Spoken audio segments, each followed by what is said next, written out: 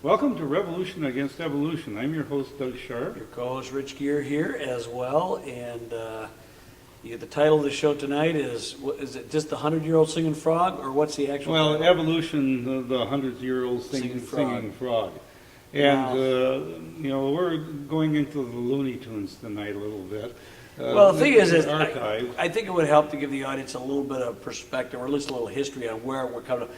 Obviously, anybody who's seen that old Warner Brothers cartoon about Michigan J. Frog, where the frog basically he sings, and except when the guy wants him to, and the guy ends up getting broke, and he puts him in a foundation stone, and 100 years later he comes out, and then a new guy comes out and gets tricked by it. Well, we had a big argument around our Thanksgiving table probably about 10 years ago, and my sister Tish, who's always the literalist, and we're talking about how we love this cartoon, and she goes, I hated that cartoon. I go, well, it was funny, it was this and that, and talking all the good things, and she goes, yeah, but and she goes into the whole spiel what I just told you. Well, you can't, you got a singing frog, and then 100 years later, how come he's not all dried out and mummified and dead? And so he said, oh, the problem isn't a singing frog, it's a 100-year-old singing frog. And she looked at me like she got but slapped, and she said, yes, that's the problem. I can take a singing frog, but a 100-year-old singing frog is too much. And we submit that evolution is full of 100-year-old singing frogs. There are some things you might be able to swallow, but some of it is just way too far beyond the pale. So that's the history of that. Yeah, now if you think about a cartoon, basically what you're doing is buying into this little fantasy land that is coming in front of you. You have talking mice and Donald Duck and Mickey Mouse and all these different things that come to life in front of you, right. And you buy into this little scenario that's impossible. And that's okay when you're 3 years old. Right, and it's okay when you're 64 years old. Well, that's true, and have some fun with it, as long as you have fun with it. Buying into it, though, to me, Doug, implies you're believing it. Right. Okay, that this could be real. It's kind of like we talked about things, the way evolution works. Obviously, through many mutations or micro changes over centuries, millennia, and eons of time, suddenly something less complex can become more complex. And we think there's nothing in the scientific record, there's nothing in the physical evidence that ever has shown that to ever be true. And so they appeal to deep time, millions and millions of years. That's why we fight that as much as we almost fight the actual idea of morphing into something. I mean, but again, you might see a vampire movie where something morphs from a man into a bat. Well, that works in a vampire movie. But that's fantasy again, just as much as the cartoon. We see things where they're looking at all kinds of stuff in the movies with CGI, Doug, you can do almost anything. But CGI is not how biological systems work, let alone inorganic into organic systems. This is the problem about the 100-year-old singing frog. We've talked about things over like this in many times. But Doug, the idea that a rock can become something alive is the biggest singing frog to start with. Well, let me give you an example of some 100-year-old singing frogs. Yeah, good, do. And one of them would be what they're actually doing in space exploration right now, where they're going, sending out space probes to Mars, and one of the latest things is that the Curiosity rover they're finding trace amounts of nitrogen. Oh. And of course, they then make the conclusion that if you find nitrogen, you're going to find some life, because life requires nitrogen. Right. No, that's one of those does not follow arguments. Right. Because if you know anything about chemistry, it takes more than just nitrogen to make life. You need nitrogen, you need oxygen, you need carbon, you need hydrogen, you need then you have to get them to combine together in all the components to make amino that last acids. part, Doug, the combination part of it. Look, we could take a dead frog and put it into a microwave oven, or zap it with electricity, or put radioactivity, or take whatever energy source you want to put, and it's going to stay dead. That's right. Okay, and Doug, that's more than just nitrogen. It certainly is. We got all the elements. It was already something that was alive at one time. and it stays dead. Once it's dead, it's dead. I don't care what you do, it's not going to become a living thing. So Doug, yes, well, they dug the same thing with Mars. Was it Mars? They think they found water on Mars. Is that what it is? Yeah, then you can find water on Mars or water on the moon or any of these other or one places. of the moons of Saturn or right. Io or Enceladus, Jupiter. Yeah. they're looking for water on Enceladus and on Titan, on Ganymede, on Europa, and these different moons of Again, water planets. to these people mean life, and yet we have many times in this show have talked about how water, just left to itself, will prevent life from happening. That's why Miller Urey, the experiment, had to doctor it a bit and separate the little few amino acids they did create by lightning sparks into a separate tank, a separate tube, because if it went back into the same primordial soup, the water would destroy it. Water is a corrosive, just like oxygen, Doug, is a corrosive, unless it's put into a system that's pre-designed, and I use that word intentionally, to function with oxygen and water. Water by itself does not help you. Oxygen by itself does not help you. It corrodes, destroys, and breaks down. And this is the thing these people do not understand. Properties inherent in matter do not organize into self-replicating molecules that create more complex life over eons of time. That has never been observed in the fossil record, in the physical record, in the modern biological, with all the experiments they've done on fruit flies, Doug, all the zapping with radiation, causing mutations. Nothing has ever created something new. Never. And that's the thing that the emperor's new clothes, little dirty little secret. So everything in evolution to me is a 100-year-old singing frog, Doug. Yeah, including the traditional little lineup of apes to humans. Yeah, we have, and this is something that they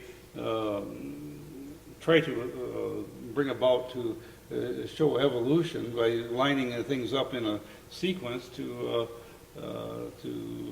show that the one came from the other. Well, Doug, as an artist, that is a diabolically ingenious way to indoctrinate, because we know and they will say the same thing about, the church used iconography for years.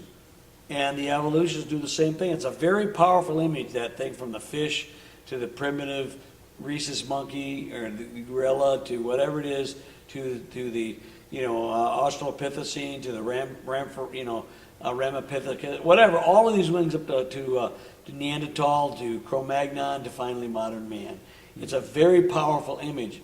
The unfortunate thing about it is none of it's true, Doug. It's kind of like the fossil layers. Pretty much, and none of that's true either. There might be a spot or two in the earth, but it doesn't exist anywhere. And it's in totality, it's kind of, they've used it like they make like a deck of cards. You put these layers from over here, put these layers from over here, and make this fictitious geologic column, Doug. There's so many things like that to give their deep time scenarios that, Doug, by the time you get to the fossil apes, remember that one. There was a video we saw years and years ago, and the guy went from, okay, oxygen destroys everything. Well, I'll give you that. And then he goes to the next step, and well, that doesn't work. Well, I'll give you that one. And everything down the road, down the thing to cause an upward ascension from simplicity to complex, it's broken down at every single stage of the game. You know? There's a gap between non-life and life, and that's huge. That's the biggest gap of all, is to bridge that gap. But every part of evolution suffers from this gaposis, where you have to bridge it with your imagination. Yeah, and they talk about Christians or creationists appealing to what they call the God of the gaps. I submit the evolutionist has way more many gaps. Probably bad English, but I'm telling you, there are gaps in every section of the thing. In fact, what they got right now, even with the evolution of man, it's not an evolutionary tree anymore. It's a bunch of evolutionary bushes. This dead end happens, and this dead end, and this dead end, and this dead end, because they're not links.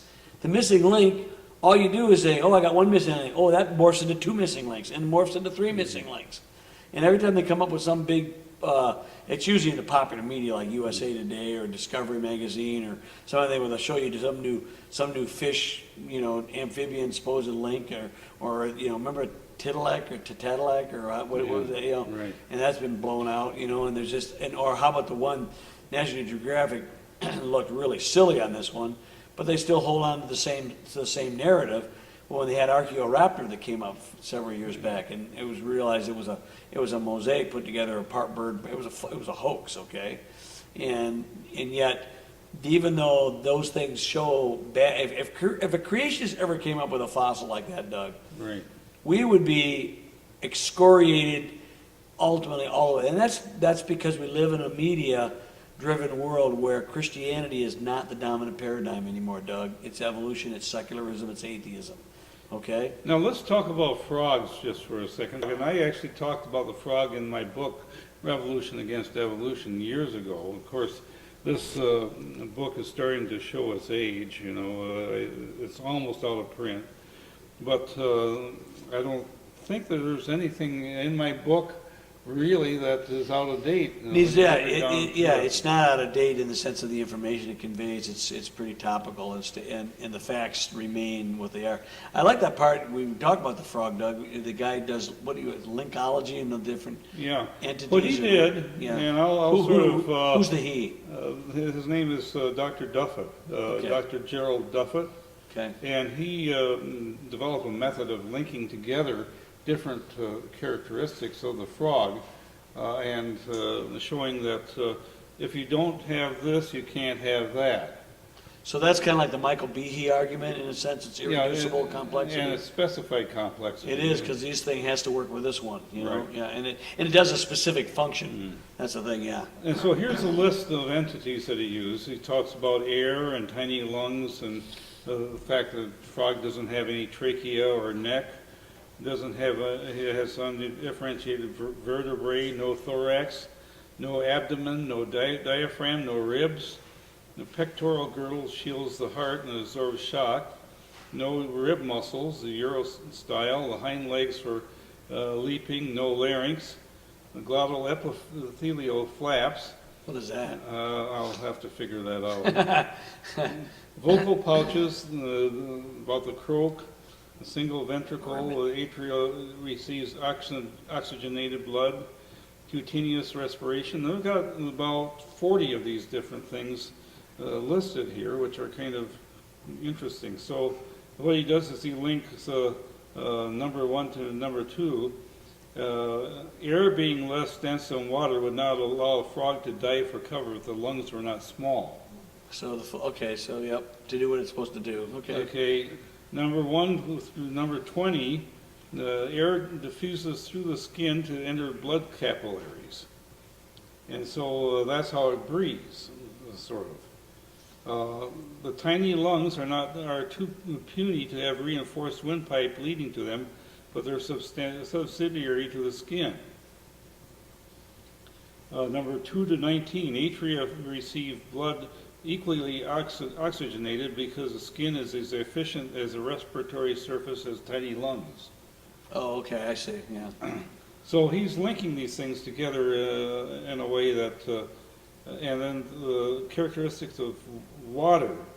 The much greater density of water compared with the air prevents a frog from carrying a large lung full of foam, from pond surface to pond bottom. The much greater density of water compared with air prevents the frog from carrying a large lung full of... Yeah, if you have a large lung, you'll float. Yeah. Okay, so that's why I need tiny lungs. That was the first point, right? And from the pond surface to the pond bottom. And there's no point in having a neck if no trachea present.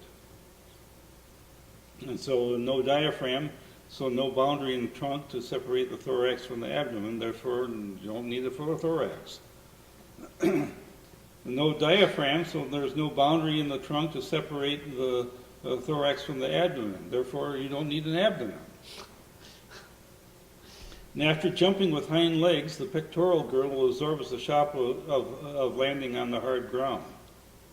No larynx means that swallowing must therefore be performed by muscles pulling eyeballs into the head to push food into the esophagus. That always seemed weird, you know? Yeah. Well, it's no weirder than us. Think about when you have to sneeze, you can't sneeze with your eyes open. Right. If you don't, you blow your eyeballs out. you know? The skin respiration is possible because that organ is richly supplied with blood vessels. So all of these, so there's how many of those, how many links does he make? There's about 20 of them. So, About 20 links, okay.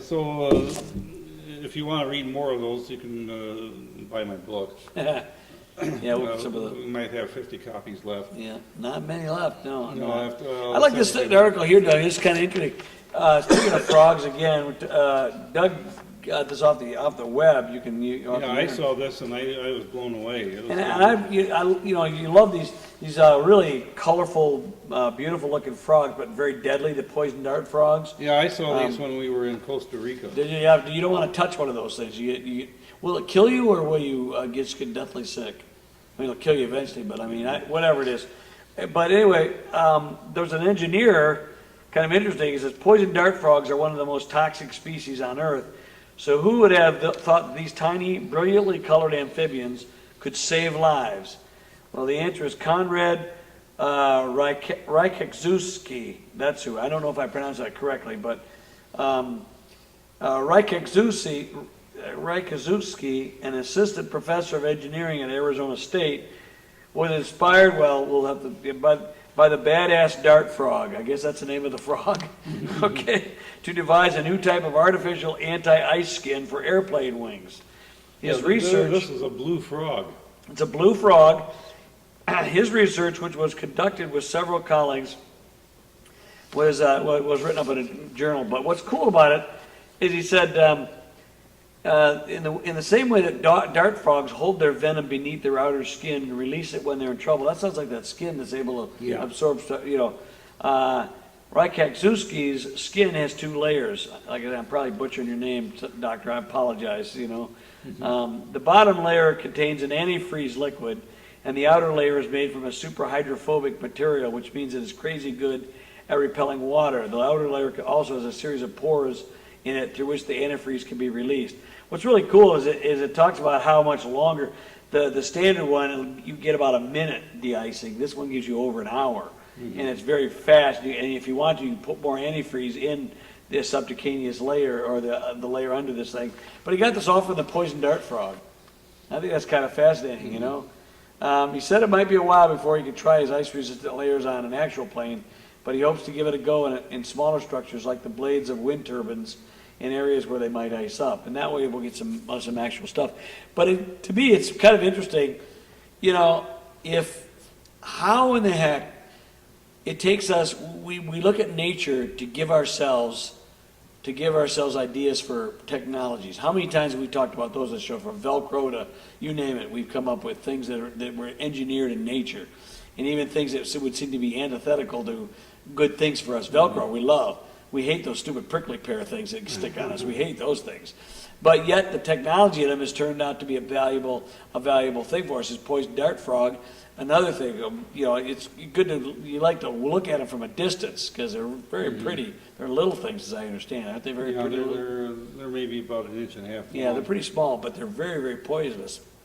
But again, the blue ones are a little bit bigger. Are they? But the point of it is that, you know, you think if we are the ultimate God that evolutionists tries to say we are, or that we're evolving into, whatever, that we should have been able to design this ex nihilo by ourselves. No, we have to steal it from nature. And nature, nature was created by an intelligence outside of us to have such good ideas continually and consistently that we're able to modify and use for our own benefit. And the Lord actually, I believe, wanted us to do that. He says, look at the heavens declare my handiwork, the earth is my footstool. But he says, explore, look at, and find the things I've created for you to use. And as I said many, many times, we as creationists understand that we live in a broken world, yet the hand of God has not been withdrawn from it entirely. Therefore, we can find good things in it despite the bad things. Okay? And one of the things that was interesting is I found another cartoon. And this was in my dad's stuff. I found a newspaper from 1937. Oh, and had an alley-oop cartoon. Oh my gosh, we haven't seen that cartoon in years. And in this cartoon, of course, alley-oop is this caveman. Yep. And but he had pet dinosaurs. Oh, yeah. And so here's this dinosaur next to Alley-oop, and here people sort of bought into seeing this cartoon with the dinosaurs and the ape man together, yep. as sort of like dual icons of evolution sitting there. Right, yep. Even though the evolutionists would not even think of. Oh, every time you hear about human beings and dinosaurs living together, they blow a conniption fit. They blow a gasket. But apparently, it's so appealing, or to juxtapose both of these different icons together, just to make a point. Doug, what's interesting though, you go to many cultures, and even in our own United States, many of the native peoples, and we talked about a book called Red Earth, White Lies. Many of the native people, they'll tell you, no, we saw dinosaurs. Oh yeah. And every culture has dragon legends. We've talked about those. Again, though, Doug, these are icons of evolution, perhaps. But again, they will hybridize something that's real and mix it with something that isn't real. Okay, vampire bats are real. Human beings that maybe want to drink blood might be real, but they don't live forever, and they can't morph into a bat, or a bat into a vampire. That's fantasy, and that's what evolution seems to they bring. What did we used to say, Doug? Fantasy is a princess kisses a frog, and he turns into a handsome prince. Evolution says a princess waits a billion years, and you get a handsome prince.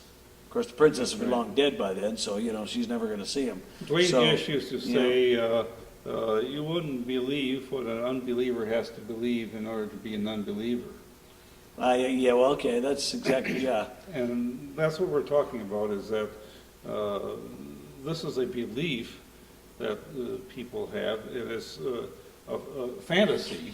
And Doug, we know that they believe this because it gets them off well, there's two reasons. Well, there's probably multiple reasons, but generally it has to do with our rebellious heart, which Genesis describes. Mm-hmm. When man was created perfect from the beginning, he still rebelled. Okay? God knew that was going to happen. He provided there was a provision he made, and it was made in advance before he had ever done that. But the point of it is, that's who we've inherited, those rebellion genes. And so we want to live the way we want to live. We want to be God in our own right. We want to make our own decisions. We want to be autonomous, even though in reality, we're very helpless. We're going to live 80, 90 years and be dead. We're not that strong. And who's going to care about you in 150 years? At best, you might be a boring history lesson, but at worst, you'll be utterly forgotten, unless there is an eternity. And Doug, that's the thing. The eternity is not this billions of years of deep time in the physical universe. The eternity is a spiritual dimension, much more above. That is not a 100-year-old singing frog, Doug. Mm-hmm. That is something you put your money in the bank over. That is. There's something beyond this life. There wasn't. I tell you what.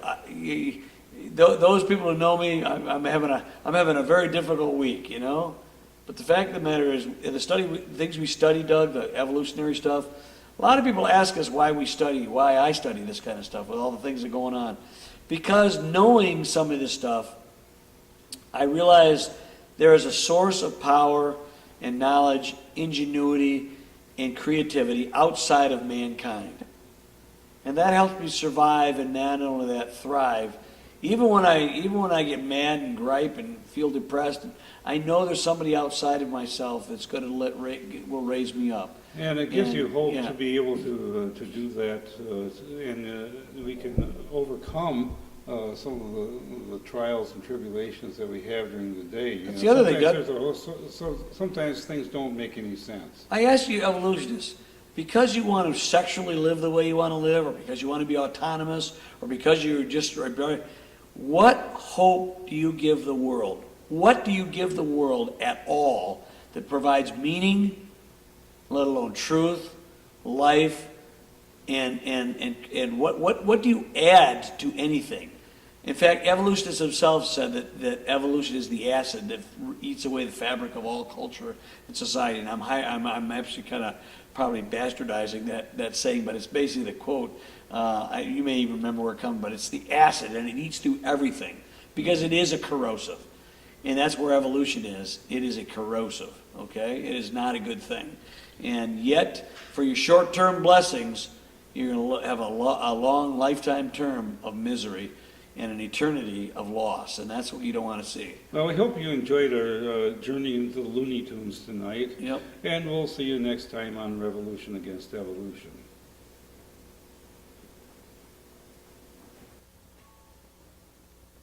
Well, I got 3.